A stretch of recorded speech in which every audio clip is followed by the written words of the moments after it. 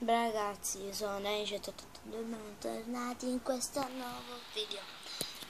Allora, nello scorso video, che era rispondere alle domande, che due ragazzi mi hanno fatto le domande, grazie, praticamente ho sbagliato la intro. Ho detto è buon salve a tutti ragazzi, sono Dani182 in questo nuovo video. È solamente che la mia intro sarebbe questa, ragazzi, solamente che l'ho sbagliato perché era la mia vecchia intro di un anno fa. Sì, un anno fa.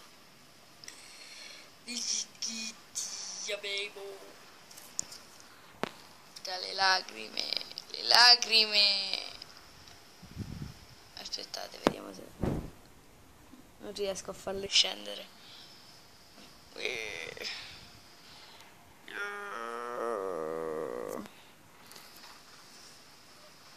No, veramente c'ho le lacrime perché avevo 10 iscritti. Niente, ho perso già un minuto, va bene. Comunque, siamo molto felici. Io e Xalut mi sono vista con lui. Sì. Per la cronaca non siamo ziti. So che qualcuno sta pensando. No, dico no, siamo solo amici da 3 anni, 3 o 4, non mi ricordo. Comunque vi ringraziamo. Che cazzo, ragazzi. Sì, faccio così per non farmi. Quanto sono scena.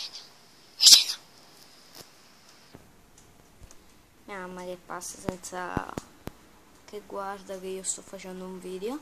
Ciao mamma. Ok. Ok. Daniela, perché non ti metti il tuo letto tuo papà? Io lo porto un po'. Secondo. Non mi ricordo cosa stiamo facendo. Vabbè. A me me ne ciangio. Che se la seccanatto. Eccoci qua. Comunque stiamo ringraziando. Batti le mani. Non sappiamo ancora quale speciale fare. Ve lo chiedo ancora. Per piacere scrivetemi qualcosa perché io non so cosa fare. Se la Chubby Bunny Challenge